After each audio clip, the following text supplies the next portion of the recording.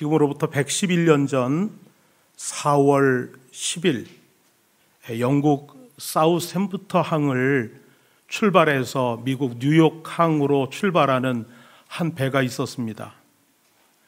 이 배는 길이가 269m, 또 20층 높이에 수영장도 있고 공연장도 있고 체육관도 있고 그리고 거대한 레스토랑을 갖춘 세계에서 가장 큰 호화 유람선이었습니다.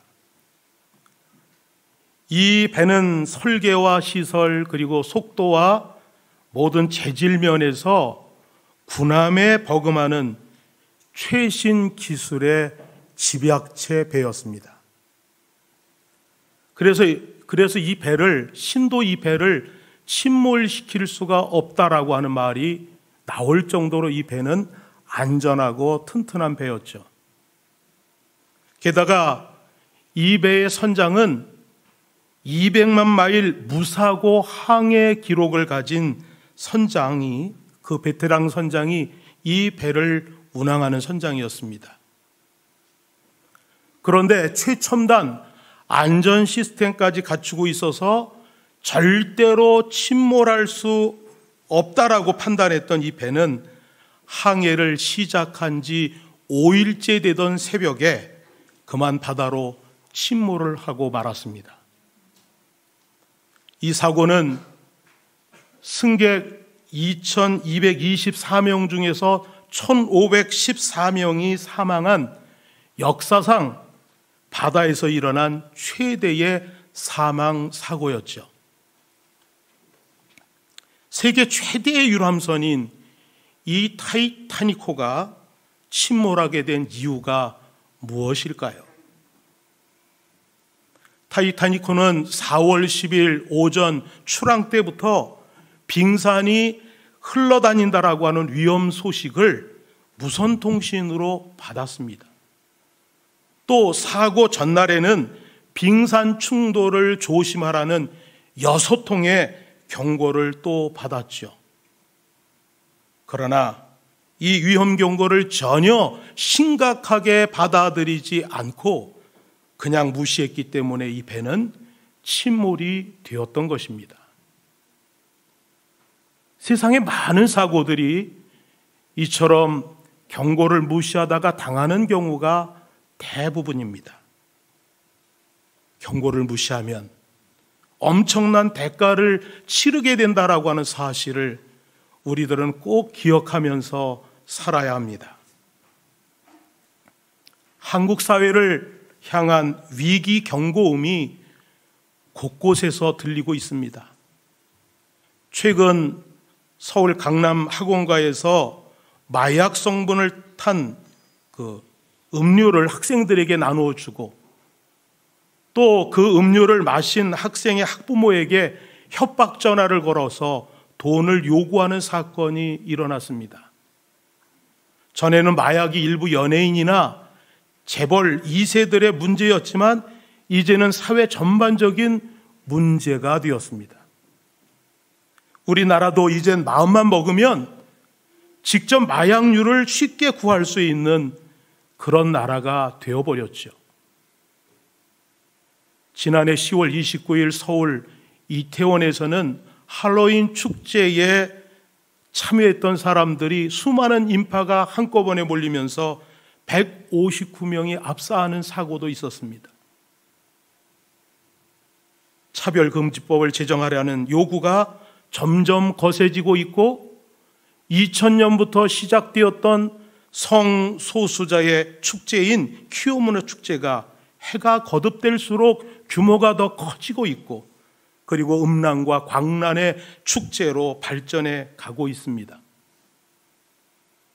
사랑하는 여러분, 한국 사회 곳곳에서 들려오는 이런 현상들은 이 세상을 향한 경고가 아닙니다. 이것은 한국교회를 향한 하나님의 엄중한 경고임을 우리들이 기억을 해야 합니다. 한국교회를 향한 하나님의 직접적인 경고가 있습니다.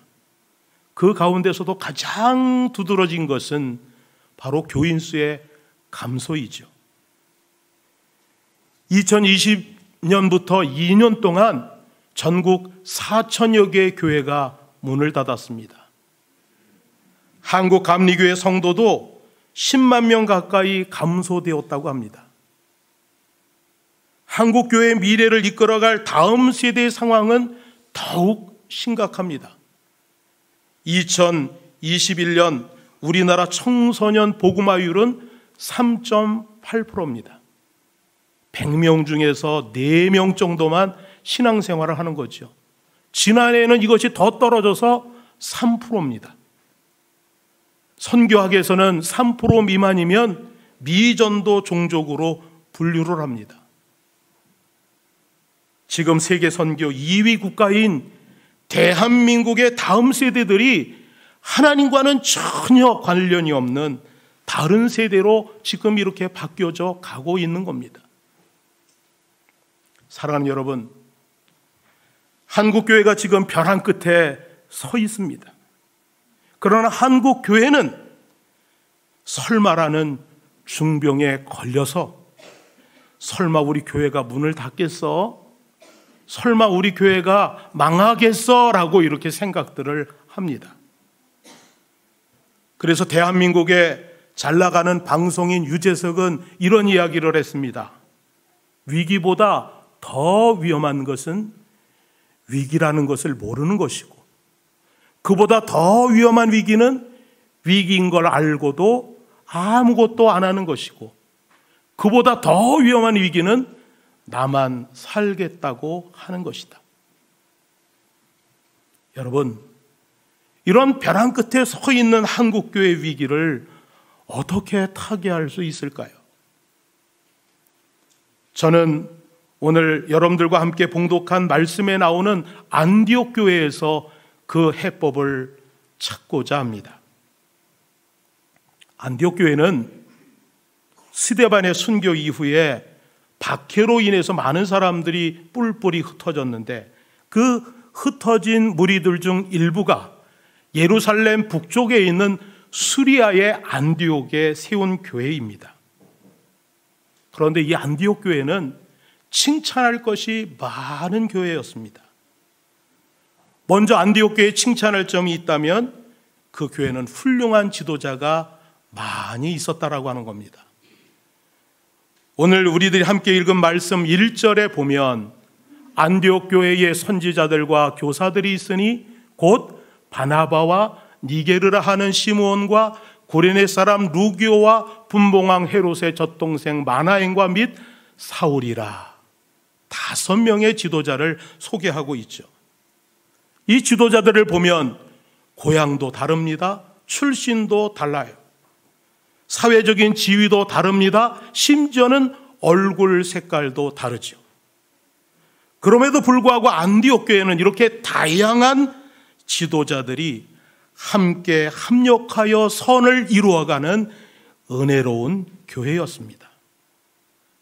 그런데 이 5명의 지도자 중 바나바는 안디옥 교회 소식을 들은 예루살렘 교회가 파송한 인물이었죠. 그런데 사도행전 11장 24절에 보면 바나바의 성품을 이렇게 기록하고 있습니다. 바나바는 착한 사람이요 성령과 믿음이 충만한 자라. 이에 큰 무리가 죽게 더하더라. 이렇게 훌륭한 지도자인 바나바를 만났기 때문에 안디옥 교회는 더욱 성장해 갈 수가 있었습니다. 또 바나바는 다소에 있는 사울을 안디옥 교회로 데리고 오죠. 그래서 둘이 좋은 짝이 되어서 1년 동안 열심히 안디옥 교회 교인들을 가르쳤습니다. 그 결과 안디옥 교회는 더욱 부흥하는 교회가 되었습니다.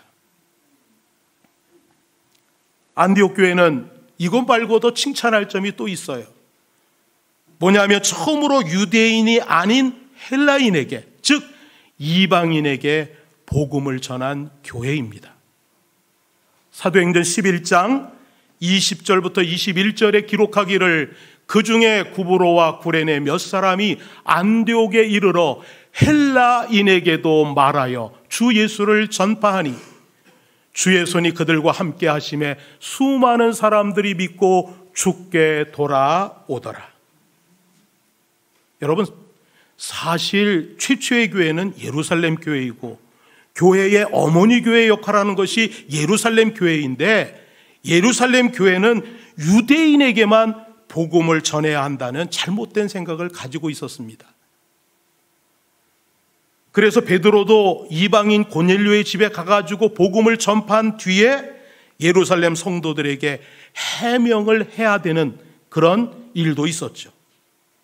이방인에게는 절대로 복음을 전할 수 없다라고 다른 교회들이 그렇게 생각을 할 때에 안디옥 교회는 이방인들을 위해서 열심으로 복음을 전파했습니다. 또 안디옥 교회에 칭찬할 점이 하나가 더 있습니다.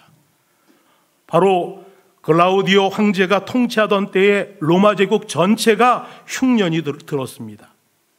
그러자 안디옥 교회는 유대에 사는 형제들을 돕기 위해서 부조금을 보내기로 작정을 하고 그것을 실행에 옮깁니다.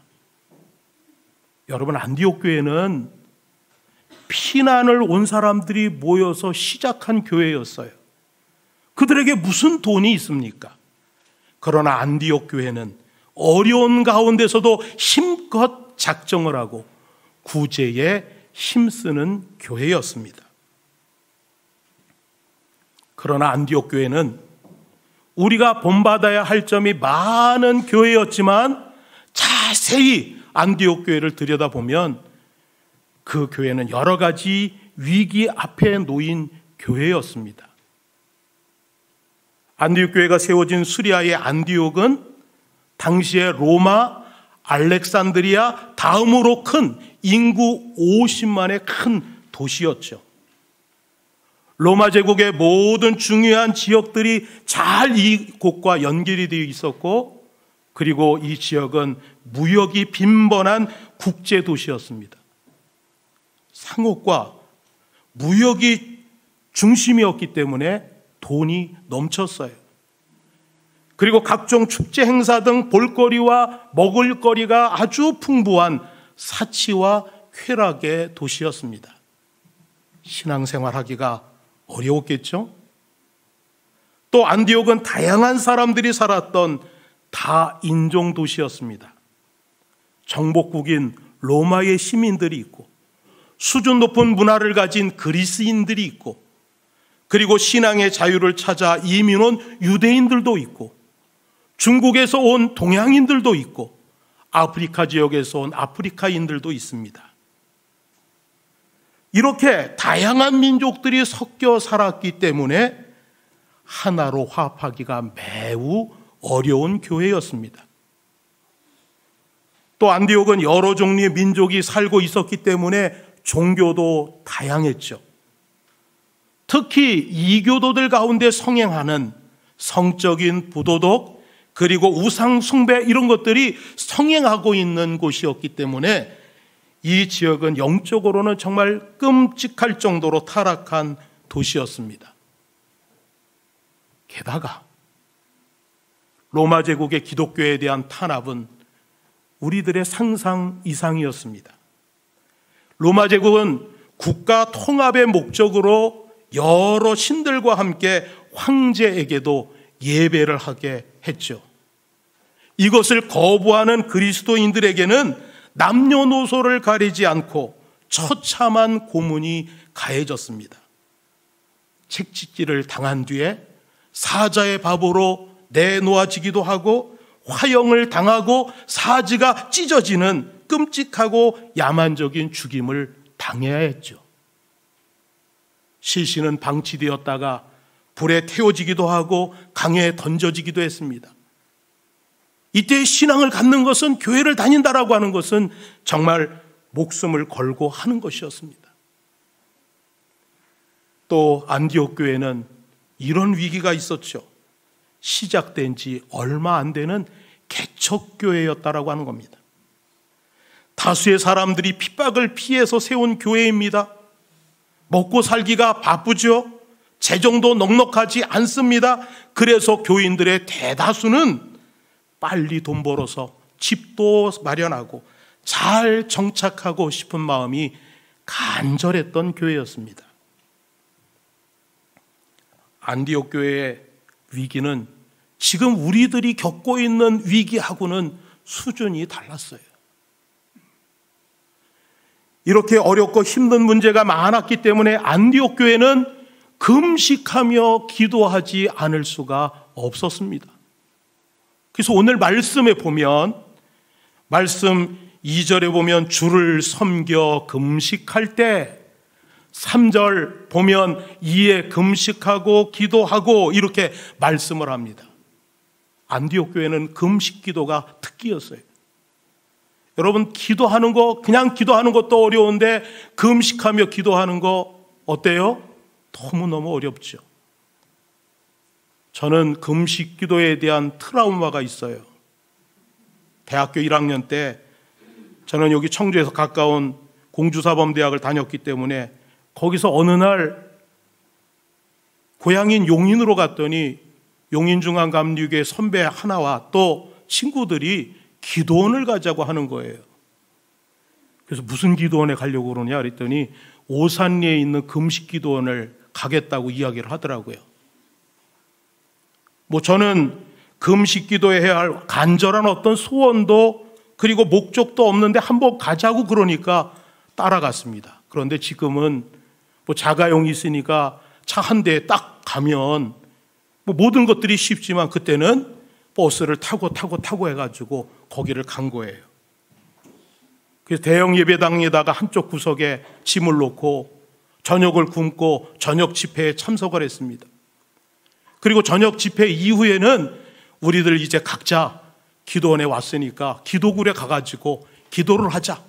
각자 기도굴로 들어갔죠. 그래서 기도굴에 들어가가지고 주여 주여 이렇게 소리를 지르면서 정말 열심히 기도했습니다. 한참을 기도하고 시계를 들여다보니까 5분이 지났습니다. 야, 이거 아니야. 이렇게 하면 안 돼. 다시 마음을 고쳐먹고 주여 주여 하면서 열심히 먼저보다도 더 오래 기도한 것 같은 느낌이 들어가지고 눈을 떠서 시계를 보니까 또 5분 지났습니다. 시간이 갈수록 정말 배는 점점 고프고 모든 것들이 힘들어졌어요.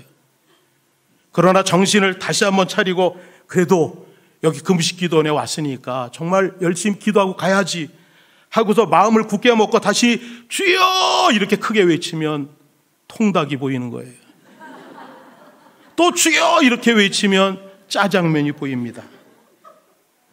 그때 오산리 금식 기도원에서의 밤은 정말 저에게 힘들고 길었습니다. 그래서 함께 갔던 5명은 다음날 아침 일찍이 기도원을 나오고 말았습니다. 안디옥 교회는 금식 기도를 해야 할 분명한 목적과 간절한 소원이 그들에게 있었던 거예요. 그런데 이렇게 교회에 여러 가지 어렵고 힘든 문제들을 놓고 간절히 금식하면서 기도를 할 때 성령께서 이 안디옥 교회에게 주신 말씀이 있습니다. 2절 하반절에 내가 불러 시키는 일을 위하여 바나바와 사울을 따로 세우라. 그런 음성이 들렸습니다. 여러분, 왜 바나바와 사울을 따로 세우라고 말씀을 했을까요? 아까 지도자가 5명이 있는데 그 중에 콕 찍어서 바나바와 사울을 따로 세우라고 이야기를 합니다. 안디옥 교회 지도자인 이 2사람을 선교사로 파송하기 위해서 2사람을 따로 세우라고 한 것이죠. 우리 주님은 지금 너희들이 겪고 있는 어려운 문제, 심각한 어려움 내가 안다. 그러나 그것보다도 더 중요한 것은 복음 전파다. 복음 전파를 위해서 내가 이 2사람을 써야 하겠다. 그렇게 말씀을 하는 거죠. 여러분들 같으면 보내실 수 있나요? 이 상황을 우리 교회에 한번 대비를 해볼까요? 우리 교회 박성원 목사님, 김한수 목사님 선교사로 보내겠다. 따로 세워라. 그럼 여러분들 어떻게 적극적으로 환영합니까? 강도를 좀 높여볼까요? 문영길 목사님과 최복식 목사를 선교사로 파견할 테니까 따로 세우라 할 수 있겠습니까? 안디옥 교회 상황도 그런 상황이었을 거예요. 성도 여러분, 지금 금식하면서 간절히 기도하는데 자신들의 간절한 소원이나 기도의 제목과는 전혀 다르게 지금 바나바와 사울을 선교사로 파송할 테니 따로 세우라는 이 성령님의 말씀에 안디옥 교회 교인들의 마음은 어땠을까요? 멘붕이 오지 않았을까요?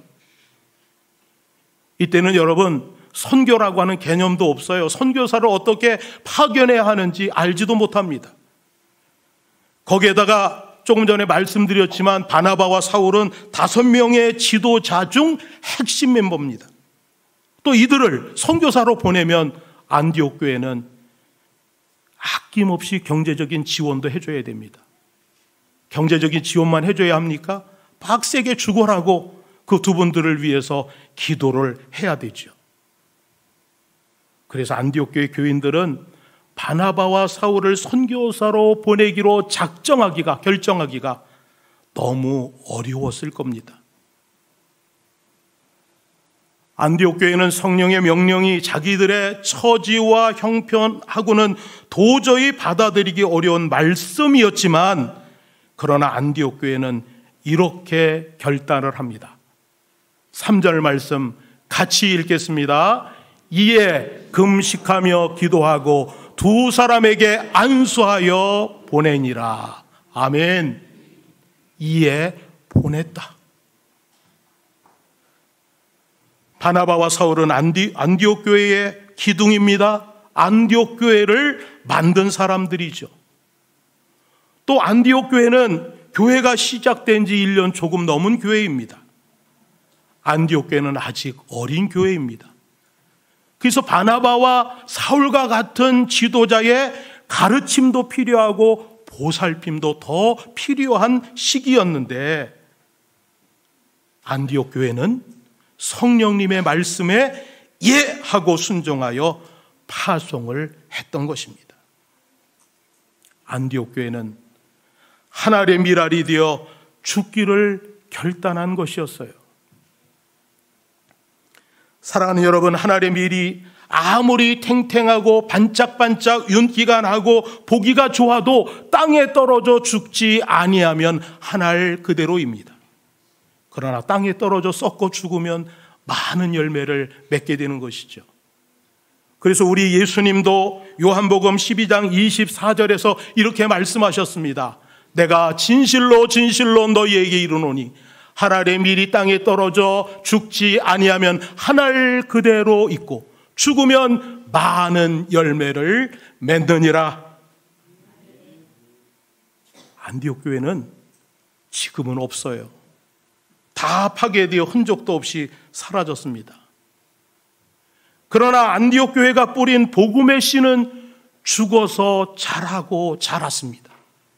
또 다른 교회를 낳고 또 낳아서 대한민국 청주에도 이 드림교회가 세워진 줄로 믿습니다.